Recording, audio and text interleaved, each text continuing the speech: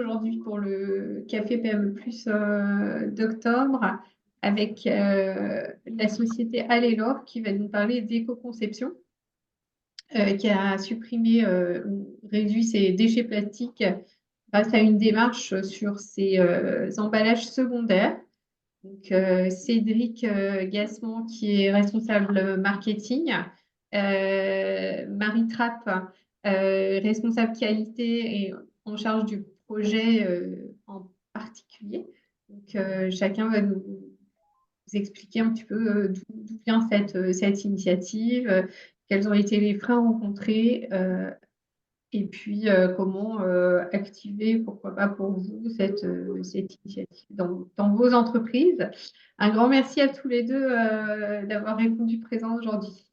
Euh, Cédric, vous allez nous lancer une petite vidéo pour présenter l'entreprise.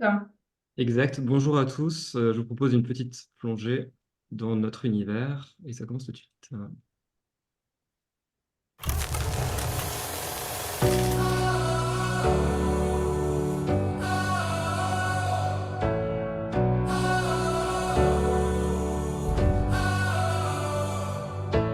C'est en 1873 que la famille Stumpf créa la société Stumpf Frères pour y développer les produits de la marque Allelor. Allelor, ce sont les divers produits de moutarde, de cornichons, de choucroute et de navets salés, de divers poissons comme les rollmops, les merlans frits et les harengs. Après 4 générations de règne Stumpf, Suzanne Stumpf a décidé de vendre la société Allelor au groupe Coop Alsace pour y faire une filiale de production. Durant 25 années, le groupe Coop Alsace a continué à vendre les produits dans ses rayons. Et c'est en 2006 que ma famille Trottmann, avec la société Refelsa, a racheté la société Allelor pour la déménager de Lingolsheim à Mittesheim. Mittesheim étant la capitale du Réfort, nous avons allié les deux savoir-faire alsaciens. Nous avons continué à développer d'autres recettes, plus au goût du jour, comme des mayonnaises, comme des sauces, comme des pickles, comme des produits bio, pour les commercialiser également dans le reste de la France. Arrive ensuite en 2015, où Domaine des Terres Rouges a été également rapatrié, une société corrézienne dans la fabrique de moutarde, d'huile et de vinaigre, premium, distribuée en circuit spécialisé et en épicerie.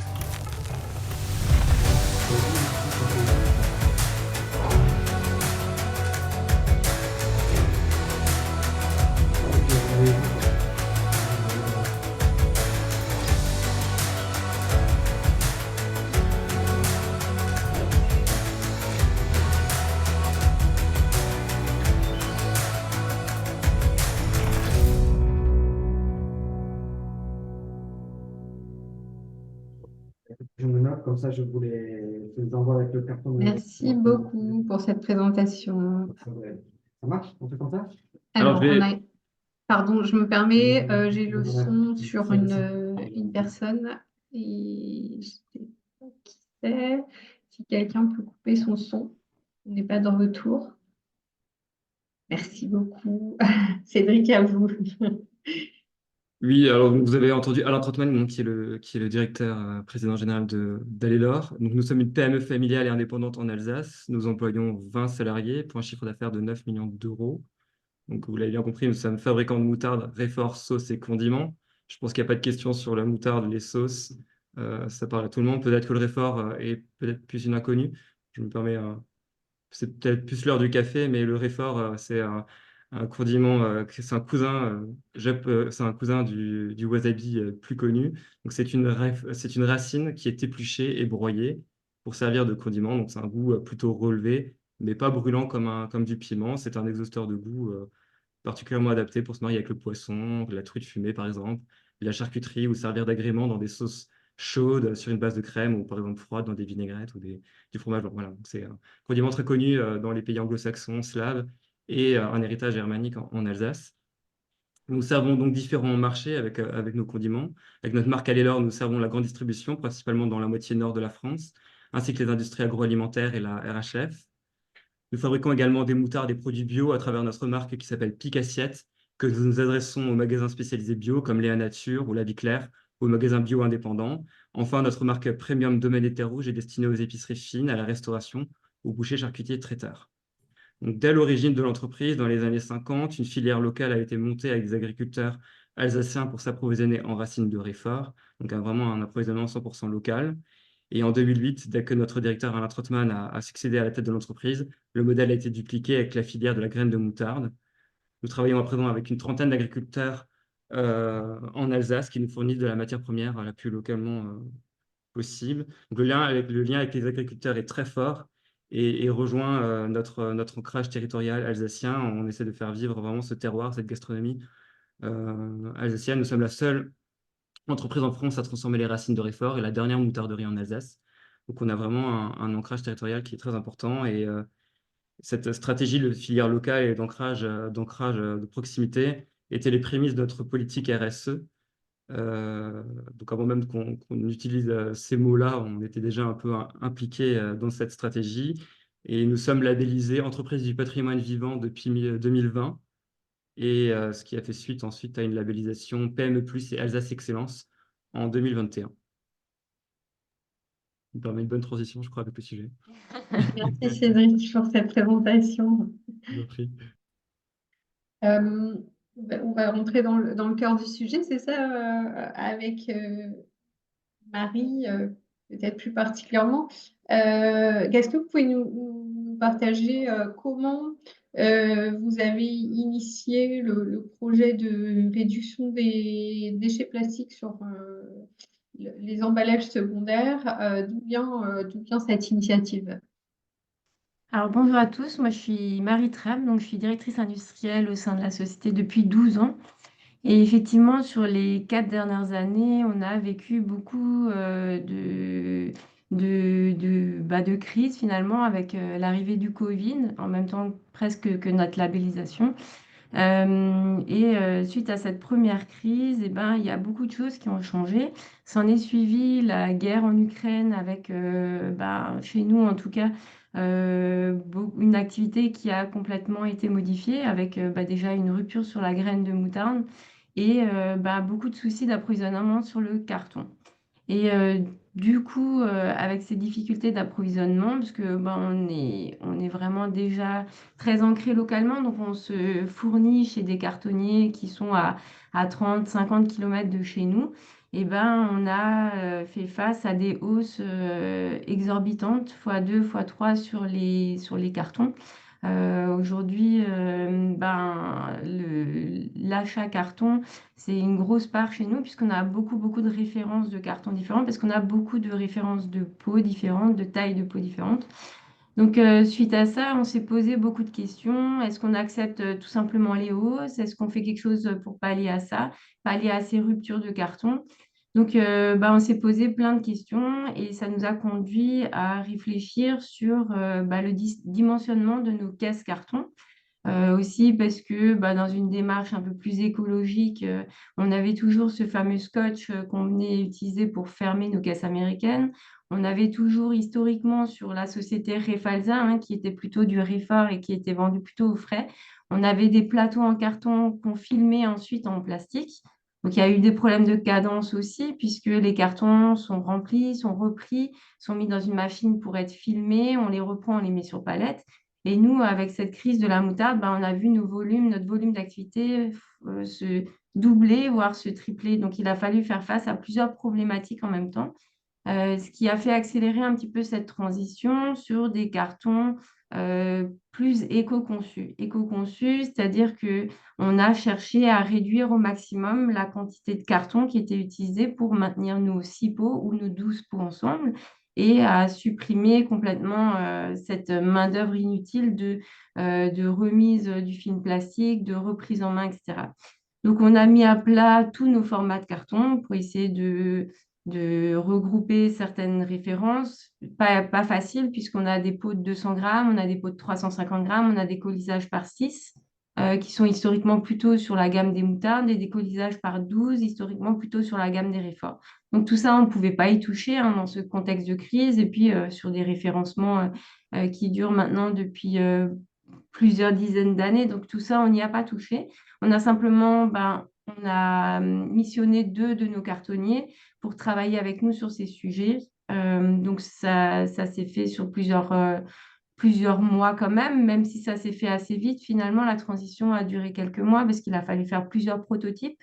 Il a fallu les valider en logistique pour une prise en main facile, pour un transport optimisé, pour que on n'ait aucun souci du début jusqu'à la fin de la chaîne. Donc, on a commencé par les caisses pour nos moutardes en 200 grammes et 350 grammes, puisque c'est là où on avait un volume d'activité beaucoup plus conséquent. On a au bas mot multiplié par 4 nos besoins en carton sur 2 ans. Donc, il a fallu aller très vite pour pas être en rupture. Donc, on a simplement repris les mêmes dimensions, mais en faisant ce qu'on pouvait au plus juste pour que le carton se tienne toujours. Voilà, donc on a supprimé comme ça, la volonté, c'était de supprimer tout ce qui était scotch, ruban adhésif.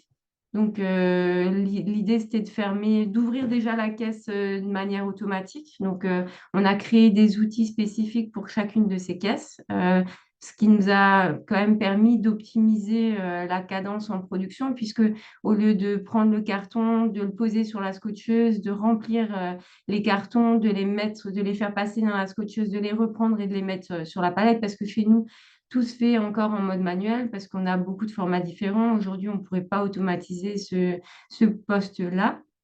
Donc aujourd'hui, c'est des caisses à fond automatique qui se montent en 1 seconde. On met les pots dedans et on les ferme avec un système de croisillon. Cédric nous a préparé normalement un petit slide pour montrer un petit peu à quoi ressemblent ces caisses, à quoi elles ressemblaient avant, à quoi elles ressemblent maintenant. Donc à gauche, on a les cartons, les caisses américaines hein, que tout le monde connaît, où on mettait ou du par 6 ou en 200 grammes et en 300. T'arrives pas à les laisser à l'écran, Cédric? On l'entend plus. Il va revenir. Euh, Ouais, alors on est juste sur les caisses automatiques, encore les caisses. On va revenir sur le point des tubes tout à l'heure, si tu veux bien. Voilà, et du coup, on a basculé sur des caisses qu'on voit à droite. Donc, c'est un système qui se ferme en 2 secondes, en fait. Hein. C'est un système de croisillon, comme tout le monde connaît, mais qui tient, qui finalement est un peu verrouillé et qui supporte très bien le transport. Donc, plus de scotch, plus de reprise en main du carton pour remettre sur palette après les avoir fermés. Donc pour nous, c'était tout bénef, surtout qu'on permet aussi une prise en main plus facile au niveau de la logistique, puisqu'il y a une petite ouverture sur le dessus. Et on a réduit comme ça de 20% notre besoin finalement en carton grâce à ces caisses-là.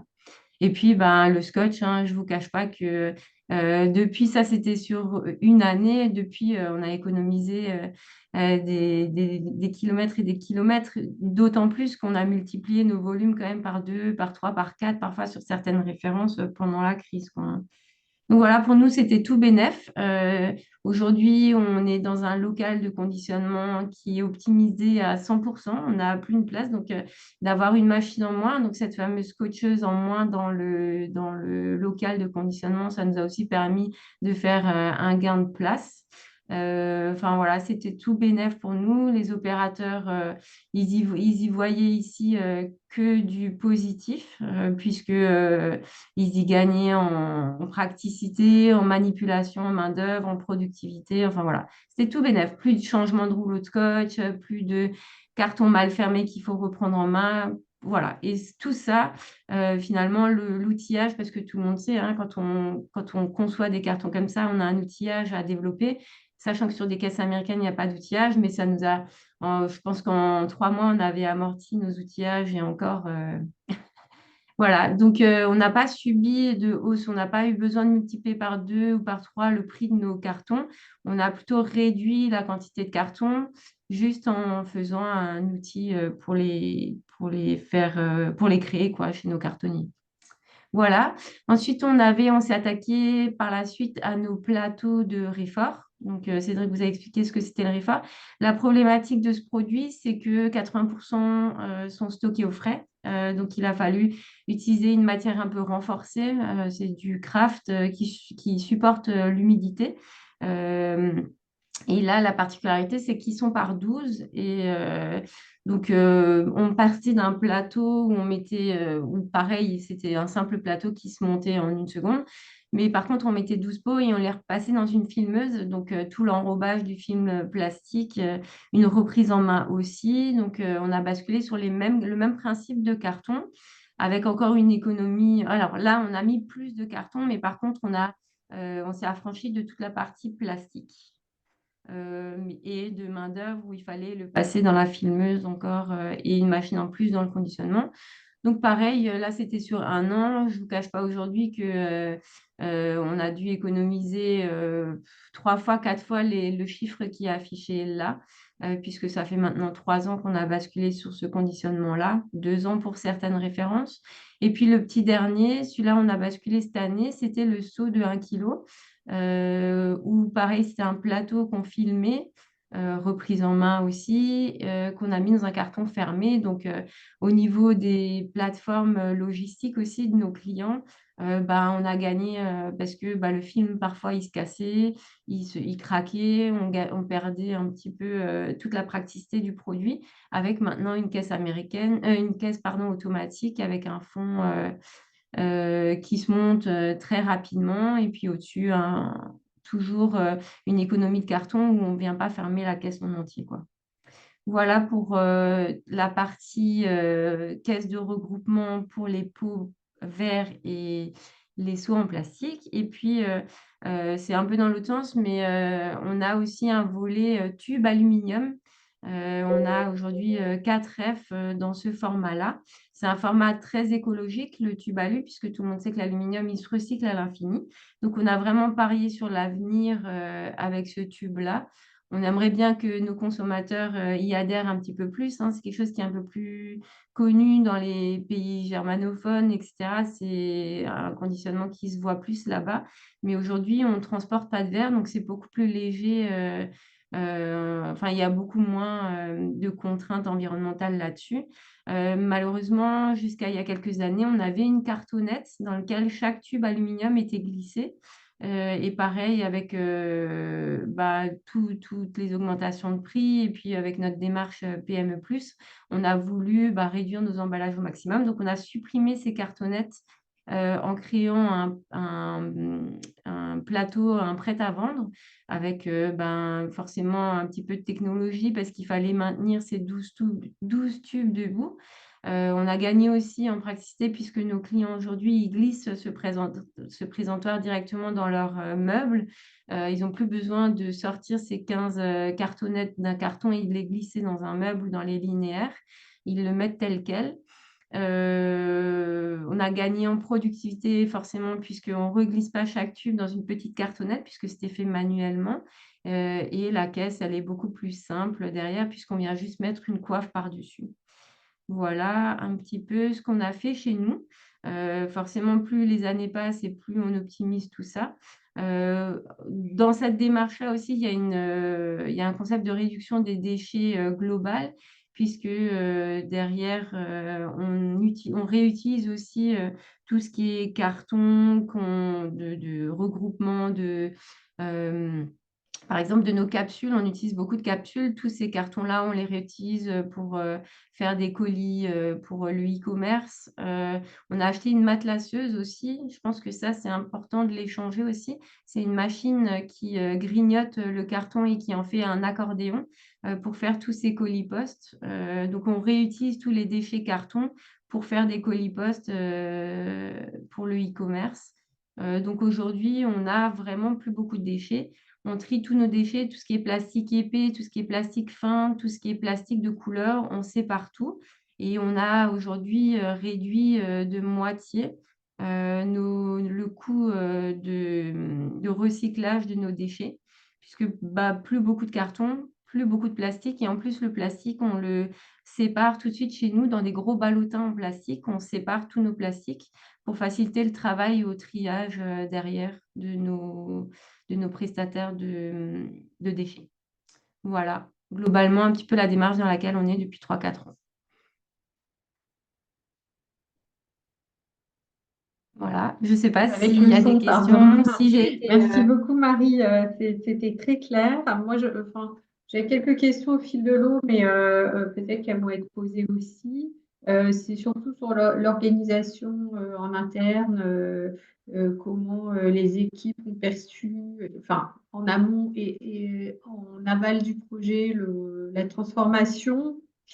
Euh, voilà, dans un premier temps, peut-être vous voulez. Ouais, bah, en fait, chez nous, comme Cédric l'a précisé, on est une petite PME, hein, on est 20 personnes. Moi, je m'occupe de toute la partie industrielle. J'ai aujourd'hui entre 6 et 8 personnes au conditionnement. Donc là, on parle vraiment du conditionnement.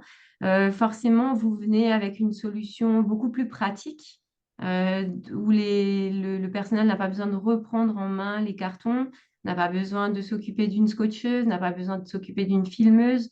Aujourd'hui, on avait plusieurs ateliers qui avaient besoin de cette filmeuse.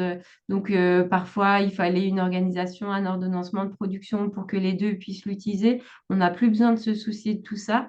Donc, forcément, quand vous venez avec une solution pratique comme ça, bah, le personnel ou les opérateurs ne peuvent que bien accueillir ces solutions puisque ça leur fait gagner du temps, ça leur fait gagner de la manipulation.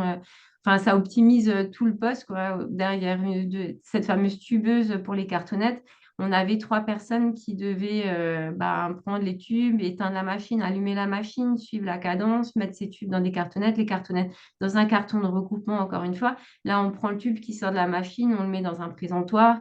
La troisième personne, elle peut s'occuper d'approvisionner les postes, on n'a pas besoin de courir partout. C'est vraiment une optimisation et c'est vraiment une démarche d'amélioration pour nous et qui a finalement fait faire un grand pas en avant à tous les postes, sur tous les fronts, quoi, hein. On s'est aussi Très assuré qu'en bien. logistique, ce soit bénéfique pour eux, puisque la dimension des cartons n'est pas différente. Mais quand on prend par exemple les plateaux avec le film plastique qui était au frais, et ben parfois, lorsqu'on prenait ces cartons en main, et ben le plastique cassait, puisque c'est des films qui sont assez fins. C'est pas du fardolage, hein, c'est pas du plastique épais, c'était juste un petit film plastique qui était rétracté dessus pour les maintenir ensemble, ces 12 pots. Mais parfois, quand on prenait un carton en main, le plastique, il cassait. Donc, il fallait que l'opérateur de logistique, il aille au conditionnement, il demande de refilmer le plateau, sachant qu'on n'utilisait pas forcément tout le temps. Donc, il fallait allumer la machine, la faire préchauffer, etc. Enfin, c'était des contraintes sans nom auxquelles aujourd'hui, on n'a plus du tout à faire, quoi, hein. L'opérateur, il n'a jamais de problème avec son carton, il prend son carton.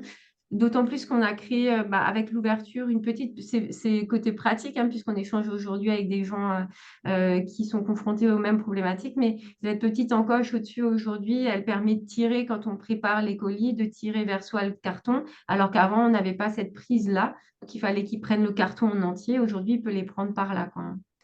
Donc, il y a eu effectivement plusieurs prototypes. Il fallait que ça réponde aussi bien, par exemple, les croisillons au-dessus qui se ferment, il fallait qu'ils soient pratiques à fermer. Donc, on a créé des petites encoches au-dessus pour qu'ils se plient plus facilement pour le fermer. Parce que sinon, parfois, il fallait reprendre le carton en main parce qu'il s'ouvrait tout seul, etc. Donc, il y a eu plusieurs prototypes. Et comme ça, aller sur 3, 4 échanges avec le cartonnier. C'est pour ça qu'on travaille avec du local aussi, puisqu'ils étaient très réactifs, hein. Ils partaient avec une modif, ils revenaient 2 jours après avec leur bureau d'études qui avait fait la modif. On retestait, et puis comme ça, écoutez, en 3 semaines, les cartons étaient validés, faits, commandés, parce qu'il fallait aller vite, parce que nous, là où on commandait 1 à 2 fois par an des cartons, et on en commandait 4, 5 fois et 3 ou 4 fois le volume de ce qu'on commandait avant. Donc, il fallait être très réactif et on a gagné en efficacité. C'était incroyable, quoi. Merci Marie, c'est clair, très clair même. En termes de coûts, recherche et développement, j'imagine qu'avec les cartonniers, il y a eu des investissements de fait. Vous vous y retrouvez, hein, par rapport au Bien coût sûr, c'est ce que je précédent? disais. Aujourd'hui, sur des prototypes, les fabricants, ils font jamais payer de prototype, puisque derrière, c'est une évolution. Ils sont obligés de vous suivre, sinon vous basculez chez un autre cartonnier. Donc, en coût de R&D, c'est, il n'y a pas vraiment de coût de R&D. C'est un peu du temps, pour ma part, pour les équipes, pour tester. Il y a un carton sur lequel on a fait une pré-série de 100 cartons qu'on a payé, je ne sais pas moi, dans les 200 euros, 300 euros. C'était pour vraiment valider la tenue au froid et la tenue au transport. Mais c'est des investissements qui sont tellement anodins puisque derrière, vous gagnez, nous, en plus d'avoir gagné sur la quantité de cartons sur les caisses américaines, plus d'utilisation de scotch, hein. Le scotch, enfin le ruban adhésif, c'est pas donné non plus. Le film pour plastifier les plateaux, c'est très cher. Avec la crise, ça a aussi doublé, c'était hyper cher. Mis à part les 3 allers-retours et bah, les outils de découpe sur les cartons spécifiques, puisque effectivement, c'était les seuls postes. Mais sur un carton comme ça, vous êtes dans des frais 1500 euros. 1500 euros, c'est rien sur 3 mois de production, même pas, vous l'avez amorti sur les temps que vous gagnez sur le montage et sur la palettisation, etc., de vos cartons, quoi. Donc, un différentiel entre le coût des emballages précédents et ceux-ci, vous êtes sur les mêmes tarifs, plus ou moins. Ben, globalement, sur une caisse américaine, tout le monde sait que c'est ce qui coûte le moins cher, une caisse américaine, puisqu'il n'y a pas d'outil de découpe. C'est ce qui est le plus simple à concevoir pour les bureaux d'études. Globalement, avec la crise et en réduisant la quantité de carton qu'on utilisait, on était à peu près sur le même prix. On arrivait à atteindre le même prix qu'avant crise, en fait. Si vous voulez, par exemple, je vous donne un exemple. Les cartons, les caisses américaines, elles étaient à 150 euros du 1000, donc 15 centimes le carton. Les prix pendant la crise, ils pouvaient s'envoler à 300 euros du 1000 au bas mot, donc 30 centimes. On a réussi en réduisant la quantité de carton à trouver un prix entre les deux, donc disons 225 euros du 1000. Tout en ayant plus de scotch plus de ruban adhésif à utiliser ou plus de film plastique à utiliser, en réduisant le temps de production, puisque derrière, on ne les reprenait pas en main pour les scotcher ou pour les filmer. Donc, on était gagnant du début à la fin, quoi. Très clair. Je pose des questions techniques un peu exprès. Bien sûr, non, mais Et sur la partie, c'est des questions qu'on s'est posées, mais qui ouais. finalement avaient très vite, moi, forcément en interne, en interne on a calculé sur un an ce que ça nous faisait économiser. Donc, on a réussi finalement à maintenir les prix d'avant-crise pendant la crise. Tous ceux qui nous écoutent là, ils ont fait face aux mêmes problématiques quand ils utilisent du carton que nous. On a réussi à maintenir le même prix de carton qu'on avait avant crise, quoi, tout en gagnant en productivité. D'accord. Marie, vous me confirmez qu'il n'y a pas de colle non plus. Deux. De Non, il n'y a colle. pas de. Alors, si, sur les fonds automatiques de certains de nos cartons, donc je prends les 5 caisses qui ont les croisillons en haut fermés, ça, c'est des fonds automatiques. Donc, forcément, il y a un peu de colle qui est utilisée pour le montage en dessous. Pas au-dessus, mais en dessous, oui.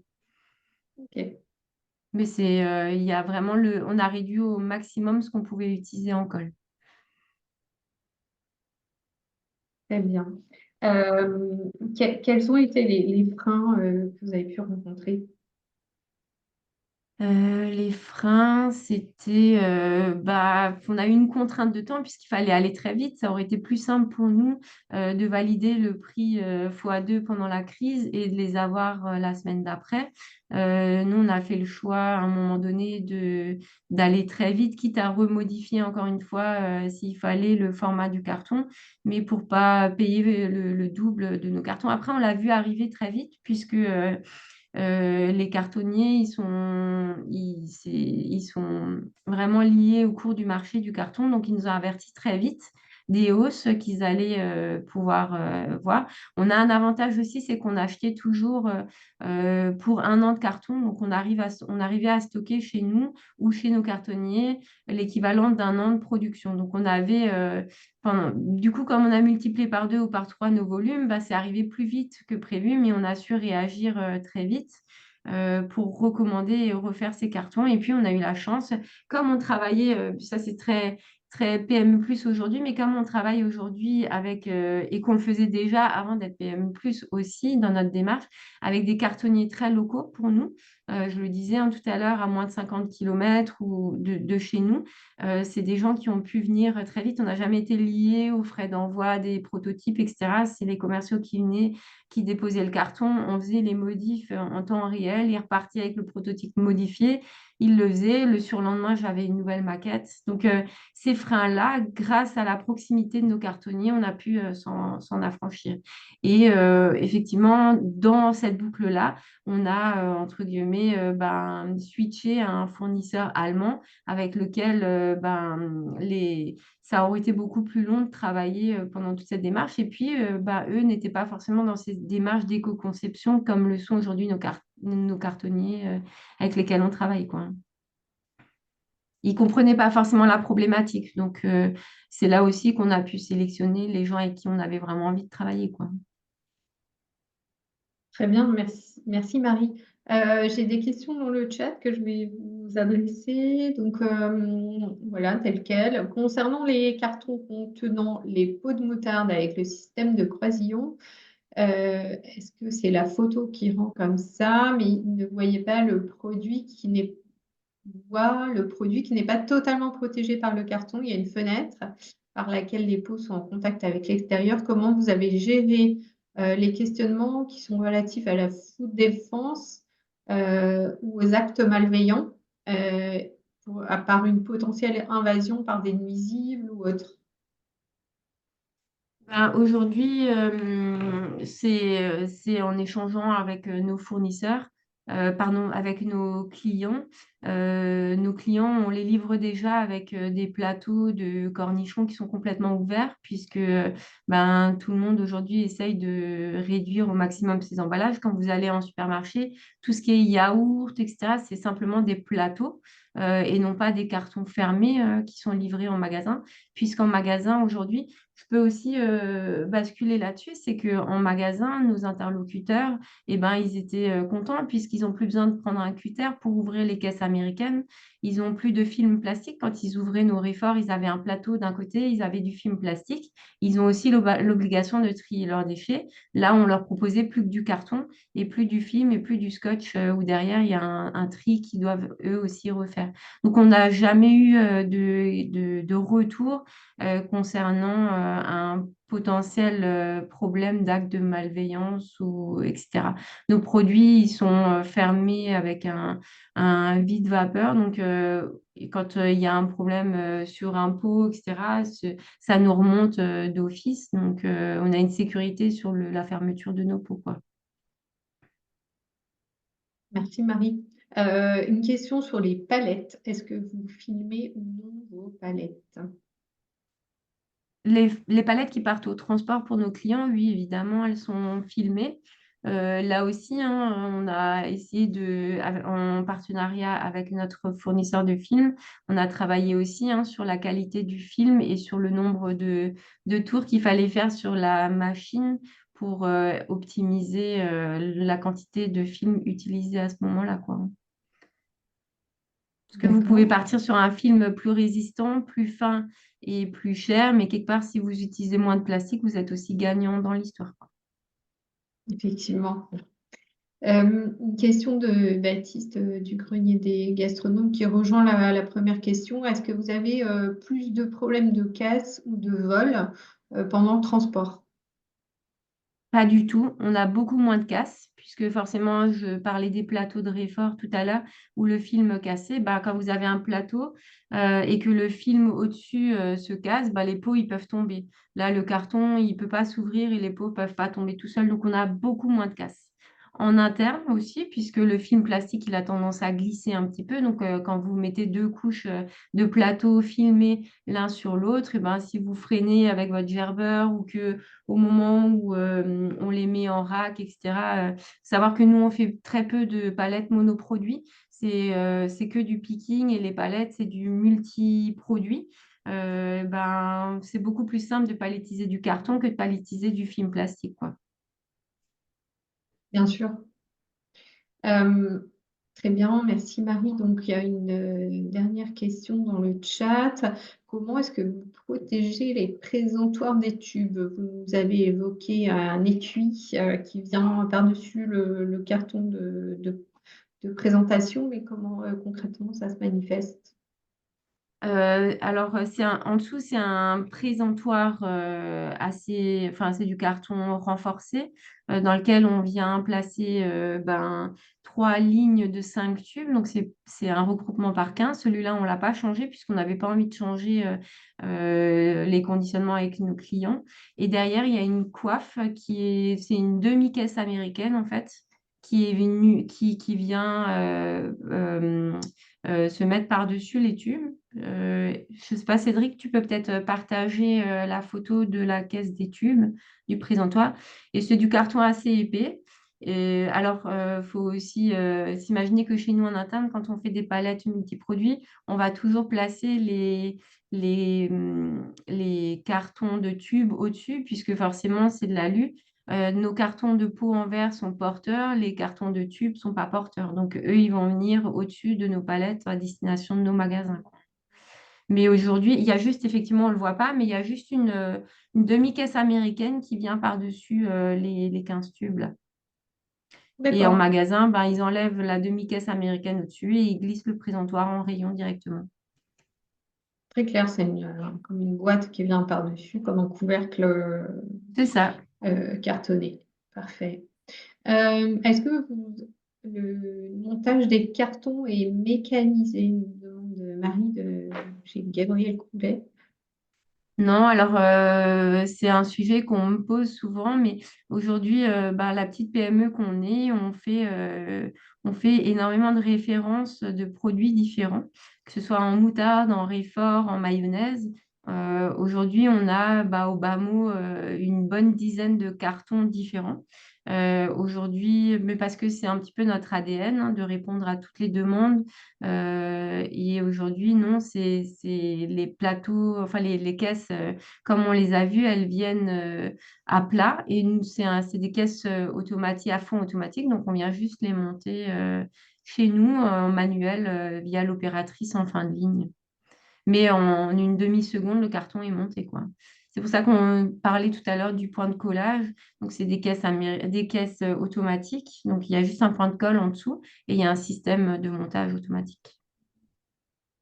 D'accord, moi c'est, pour me figurer, le point de colle, il est pré-protégé avec un film comme un scotch et Non, pas du vous tout. retirez le C'est film. un pliage. La caisse, le carton, il est plié et vous le prenez, vous appuyez sur les deux angles opposés. Là, voilà, Cédric qui vous montre le carton. Donc, en dessous, tu peux montrer. En dessous, montre juste l'intérieur en dessous. Voilà. Donc, vous venez, vous appuyez sur les deux côtés opposés et il se monte tout seul. Voilà. Tu peux montrer l'intérieur, Cédric, s'il te plaît? Ouais, c'est un peu sombre, mais ouais, Oui, donc on voit, on voit. c'est un système qui s'emboîte en dessous. Voilà. Et du coup, Cédric, tu peux juste nous montrer les rabats au-dessus, le détail avec les rabats. Décale-toi, voilà. Ça, si on On le voit voit. qu'il y a une découpe qui est faite sur deux angles, deux côtés. Le côté bas, il y a un angle, et le côté que Cédric tient dans sa main droite. Remonte juste un tout petit peu. Il est un petit peu, vous voyez, les pointillés, monte juste les pointillés sur le petit, voilà. Il y a des petits pointillés et ça permet au carton de se plier pour pouvoir se glisser en dessous de l'arête, de la petite arête de côté au moment du montage. Donc il y a un ordre, hein. On commence par le petit côté biseauté, ensuite le côté long, ensuite le petit côté de l'autre côté entier, et puis on termine, voilà, en glissant le long côté avec le côté pointillé en dessous. Donc, on a optimisé un petit peu tout ça pour que ce soit plus facile et surtout que ça tienne bien après avoir été monté. Que ça ne s'ouvre pas. Ça, c'était une des contraintes. Il ne fallait pas que le carton s'ouvre une fois qu'il est en stock, s'il est simplement manipulé. Parfait, Cédric. Mhm. Merci Cédric, je vous avais mis en grand pour que tout le monde puisse voir. Euh, une autre question de Mathilde, confiserie du Roi René. Est-ce que vous mettez le même poids dans ce type de carton à fond automatique à croisillon qu'un carton standard avec fermeture avec scotch? Bien sûr, oui. Alors, il a fallu effectivement déterminer la qualité du carton utilisé, mais on met exactement les mêmes poids. Il faut savoir que pour nous, par exemple, un pot de moutarde de 350 grammes poids net, et ben, son poids brut, il va être de 700 grammes, puisque le poids du verre équivaut au poids de la moutarde presque, et que du coup, dans une caisse de ce type-là, bah forcément, vous aurez 700 grammes fois 6. Donc, ça fait 4 kg 2 dans une caisse, par exemple, de 350 grammes fois 6 pots, quoi. Ce qui n'est pas anodin. Mais on Effectivement. n'a eu aucun problème. Aujourd'hui, les cartonniers ils peuvent vous fournir plein de qualités de cartons différents avec craft, sans craft, en recyclé, sans recyclé. Donc, on a même pu travailler du carton recyclé pour faire ça. Une petite Ok, contrainte tout de même sur les plateaux de réfort, puisque les plateaux de réfort, ils partent au frais. Donc là, on a dû par contre utiliser du carton craft, mais qu'on faisait déjà avant pour que le carton ne soit pas complètement ramolli à l'humidité, quoi. d'accord. Une question sur l'équipe. Comment ils ont perçu tous ces changements? On en a déjà un petit peu parlé en atelier. Est-ce qu'ils ont été impliqués dans le processus d'optimisation?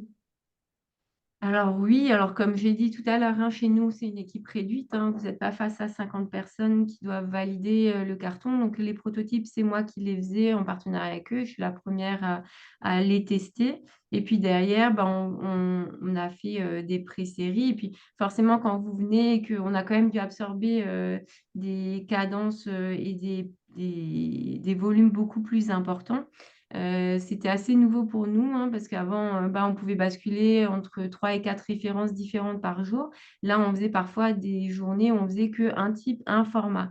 Donc, oui, vous n'avez pas besoin de rentrer, de sortir la scotcheuse de l'atelier, vous n'avez pas besoin de rentrer, de sortir la filmeuse de l'atelier.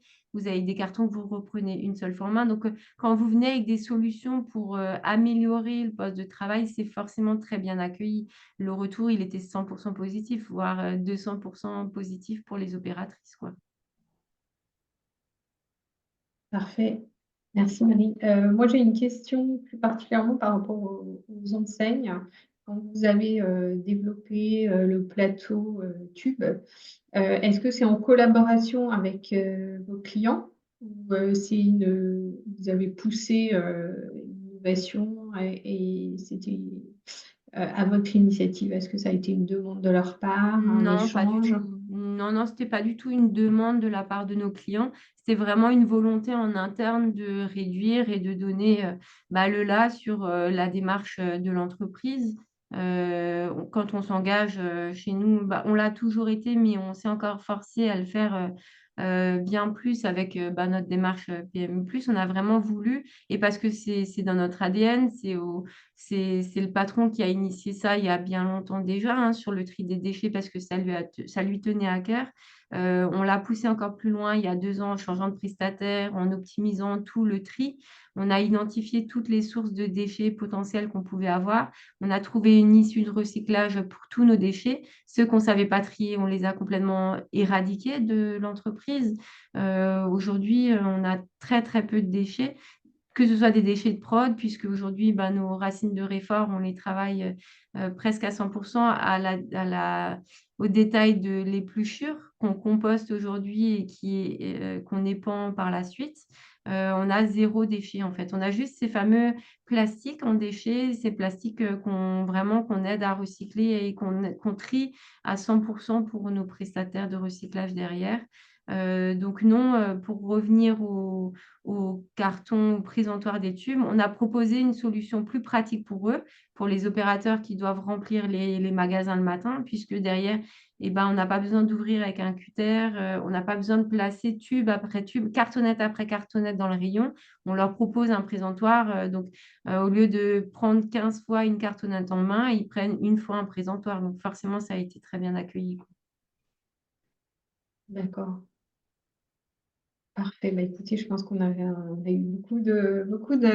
d'intérêt, beaucoup de questions et je vous invite, si vous en avez encore des questions, à les poser en direct, si ça vous va, ou dans le chat. Pas d'autres questions? Eh bien, il me reste à vous remercier. Tout d'abord, Marie et Cédric, pour votre implication dans ce café PME+, et le côté très pratico-pratique et pragmatique de votre intervention. C'est vraiment plus l'ADN des cafés PME+. Donc, vous êtes vraiment dans le sujet. Merci beaucoup pour ça. Merci à tous d'avoir été présents aujourd'hui. Une bonne trentaine de personnes. C'est un plaisir. Je rappelle que l'événement est enregistré, donc et qui sera disponible dans votre espace labellisé dans la semaine qui arrive. Et je vous sollicite, si vous avez un sujet à partager avec la communauté PME+, pour un prochain café, ce sera avec grand plaisir. J'ai des cafés PME+ à programmer pour 2025, donc je serais ravie que ce soit l'un d'entre vous qui puisse intervenir voilà, sur ces 45 minutes. Très bonne journée à tous. Merci beaucoup, c'était super intéressant. Merci, bonne Merci journée. à vous. Merci. Merci beaucoup à tous. Merci beaucoup, bonne journée. Bientôt. Et bonne journée. Bonne journée, à journée à très tous. bientôt. Au revoir.